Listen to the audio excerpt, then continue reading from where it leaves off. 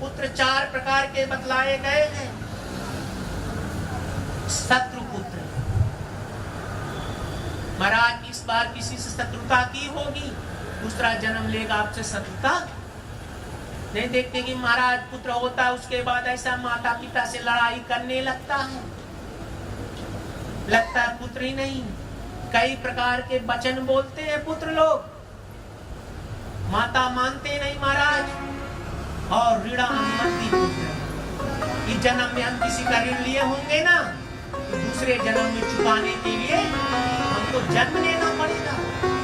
एक सत्य की कथा आती है महाराज, आपको मालूम होगा कि हर 4 साल में तीनों में कुंभ आते हैं, तो प्रयागराज में 12 साल के कुंभ आता है। कुंभ पूर्ण हुआ, एक संत बड़े नामी ग्रामी थे, उन्होंने सोचा कि अब जो 12वें साल का कुंभ प्रयाग में आएगा तो मैं अपने नाम से करूंगा, और अपना नाम लिखा दिया। जितने देश विदेश के संत महात्मा जो भी भक्त आएंगे सब मेरे नाम से प्रसाद ग्रहण करेंगे। और लिखाने के बाद संत ने सोचा, अरे महाराज संतों के धन क्या है, धन क्या है, शिष्य तो निमंत्रण पत्रिका बनवा करके देने लगे।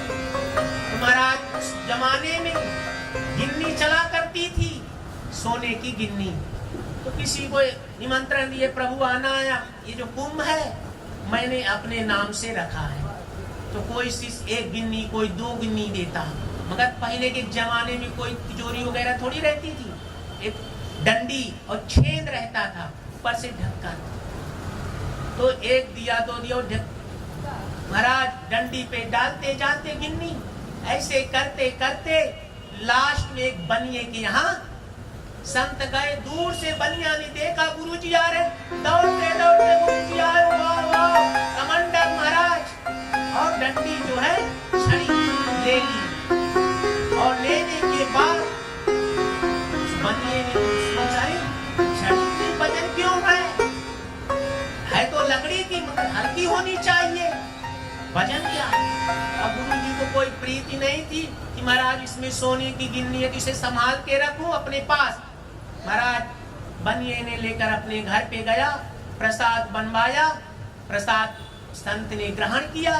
ग्रहण करने के बाद महाराज प्रातः काल हुआ और बनिए को निमंत्रण पत्रिका दे दी, महाराज ये जो कुंभ 12 साल का है में आएगा, तुम अपने नाम से रखा हूं, आपको भी आना है।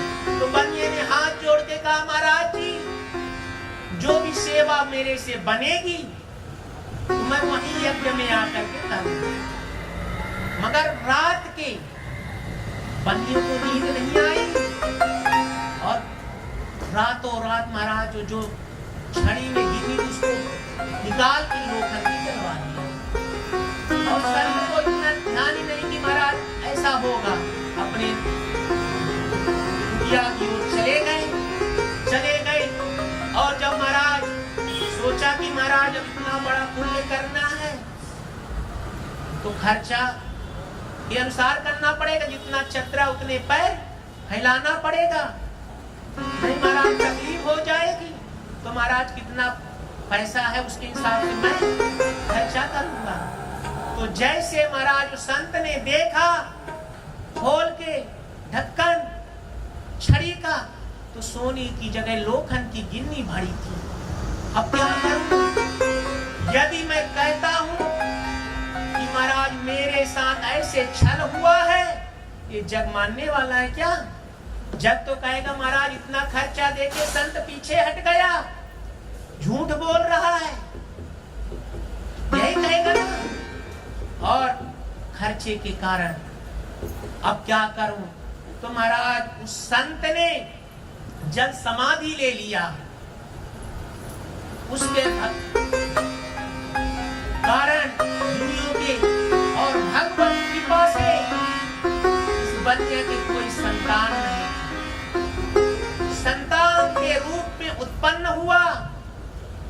और जैसे जैसे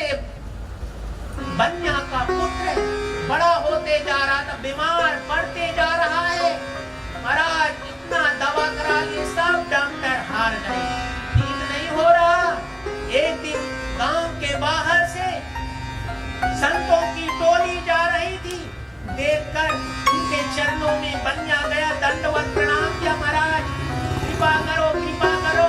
ये क्या हुआ? बोलो महाराज ये बच्चे को आशीर्वाद दो। कितनी दवा करा लिया ठीक नहीं होता, तो संतों के मुख से निकल आया, महाराज देख कुंभ आ रहा है प्रयागराज का, तो अपने पुत्र के नाम से कुंभ रख दे। हो सकता बड़े संत महात्मा पुरुष भक्ता उनके आशीर्वाद से तेरा पुत्र ठीक हो जाए। और बनिए के दिमाग में बातें बैठ गई।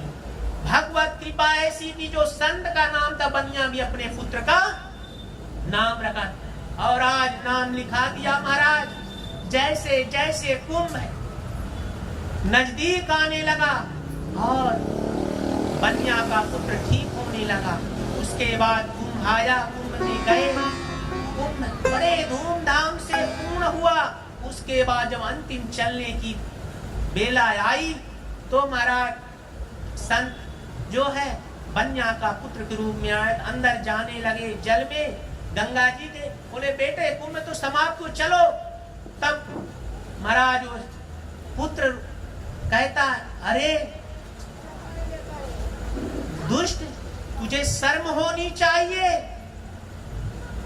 कि मैं वही संत हूं, तेरे पुत्र रूप में आया हूं, तेरे कारण मुझे एक जन्म लेना पड़ा, और तुम कहेगा पुत्र पिता। और महाराज धक्के मारकर निकाल दिए। बोलिए भक्त वत्सल भगवान की। और तीसरा पुत्र उदासीन था। जब तक महाराज शादी नहीं होती माता पिता के साथ रहता है, और जैसे हुई तो अलग हो जाता है। और चौथा पुत्र महाराज सेवक पुत्र बतलाया गया, जो महाराज माता पिता की सेवा इस जन्म में आप लोग करोगे, तो दूसरा जन्म जब पुत्र होगा हमारे, तो हमारे पुत्र भी सेवा करेंगे। बोलिए भक्त वत्सल भगवान की जय।